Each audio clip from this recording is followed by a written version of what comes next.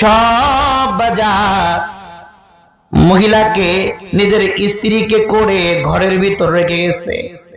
সাহাবী বলে, বিবি রে, আমি যতক্ষণ পর্যন্ত বাড়ি নিয়ে আসবো, সাবধান সাবধান, উপরতলা থেকে নিচতলায় যাবে না। যত বাজার দরকার সব দিয়ে গেছে। বাজার দিয়ে বলতেছে, বিবি যত বাজার লাগে আমি করে দিয়ে গেলাম, যতক্ষণ পর্যন্ত আমি বাড়ি নিয়ে আসি, সাবধান, উপরতলা থেকে নিচতলায় নামবে না। চলে গেছে সাহাবী। বিসমিল্লাহ। তো সাহাবী চলে যাওয়ার পরে ওই যে মহিলা সাহাবী, তার মা বাবা নিচতলায় বসবাস করে। হঠাৎ ওনার বাবা অসুস্থ হয়ে গেছে, স্বামী তো নাই, কারণ মহিলা তো সাহাবিয়া, সে তো স্বামীর কদর বুঝে, স্বামীর গুরুত্ব বুঝে, স্বামীর কি মর্যাদা এটা সে বুঝে। এই জন্য বাবা প্রচন্ড অসুস্থ, কয়েক সিঁড়ি পাড়িয়ে নিচে আসলে বাবা দেখা যায়, কিন্তু ওই যে স্বামীর নির্দেশ, নিচতলায় নামা যাবে না। এবার মহিলা সাহাবী কি করবে? নবী বরাবর একটা চিঠি লিখলেন।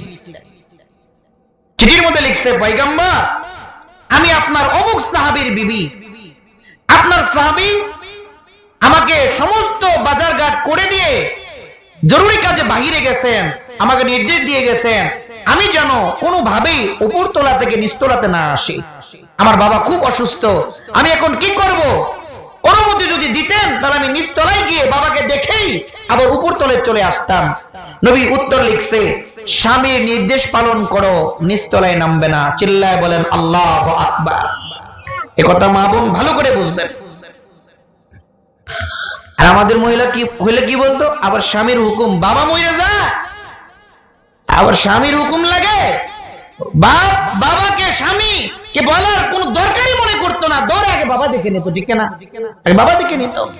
কিন্তু মা বোন শুনে রাখেন, এটা ভালো করে বুঝেন। নবী কি বললেন? তোমার স্বামী বলছে না যেতে, যাবে না, স্বামীর হুকুম পালন করো। স্বামীর হুকুম অমান্য করে বাবা অসুস্থ দেখতে যেতে পারবে না। পরের দিন মহিলা সাহাবীর বাবা আরো অসুস্থ গেলেন, আরো অসুস্থ হয়ে গেছে। আবার দ্বিতীয় দিন মহিলা চিঠি লিখছে, পয়গম্বর, নবী আমার, আমি আপনার অমুক সাহাবীর বিবি, গতকালকেও চিঠি লিখেছিলাম, পয়গম্বর, আজকে আমার বাবা আরো বেশি অসুস্থ হয়ে গেছে, মৃত্যু শয্যায় শায়িত। অনুমতি যদি দিতেন, আমাকে যদি অনুমতি দিতেন, একটা বার নিচতলায় গিয়ে বাবা দেখে আসতাম। দ্বিতীয়বার পয়গম্বর চিঠির উত্তর লিখেছেন, না সাবিয়া না, স্বামীর আনুগত্য করো, বাবার চেহারা দেখা লাগবে না। তৃতীয় দিন মহিলা সাহাবীর বাবা আর দুনিয়ায় নাই, দুনিয়া থেকে বিদায় হয়ে গেছে। এবার মহিলা কান্নারত অবস্থায় তৃতীয়বারের মতো পয়গম্বরের কাছে চিঠি লিখছে, পয়গম্বর, আপনার সাহাবী বাড়িতে আসে নাই, আজকে আমার বাবা দুনিয়া থেকে বিদায় হয়ে গেছেন, কিছুক্ষণের মধ্যেই আমার বাবাকে দাফন করা হবে। ও পয়গম্বর, অনুমতি যদি দিতেন, শেষবারের মতো বাবার চেহারা একটা বার দেখতাম। মহিলা সাহাবিয়ার ভিতরে বড় আশা, আমার বাবা মরে গেছে, পয়গম্বর এবার অনুমতি দিবেন।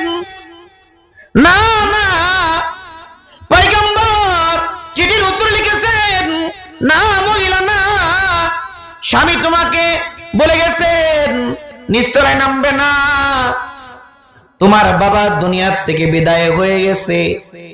না মহিলা না, স্বামীর আনুগত্য করো, স্বামীর অনুমতি যতক্ষণ পর্যন্ত না হবে নিচতলায় আসবে না। তোমার স্বামী বলেছে নিচতলায় যাবে না তো যাবে না, বাবার চেহারা দেখার দরকার নাই, ঘরের ভিতর বসে বসে বাবার মাগফিরাতের দোয়া করো। আল্লাহু আকবার। বিসমিল্লাহ। ব্যাপারটা বুঝতে পারছেন তো? বাবা মরে গেছে, কিন্তু নবী একবারের জন্য অনুমতি দেয় নাই। ঠিক আছে, বাবা যেহেতু মরে গেছে ডেকে আসো। তো নবী বলেন না না, মৃত বাবার চেহারা দেখার চেয়েও স্বামীর হুকুম মানা বেশি জরুরি। আল্লাহু আকবার বলেন, বেশি জরুরি। শেষবারের মতো বাবার চেহারা দেখার অনুমতি দেয় নাই। আর আমাদের মা বোনেরা স্বামীর আনুগত্য করবে তো দূরের কথা, স্বামীকে গোলাম বানায় রাখে।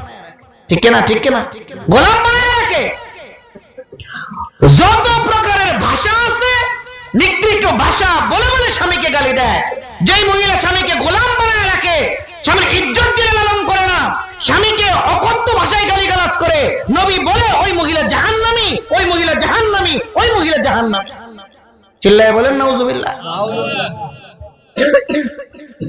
সর্বোচ্চ সম্মানীয় শব্দ চয়ন, শব্দ শৈলী স্বামীর জন্য ব্যবহার করতে হবে।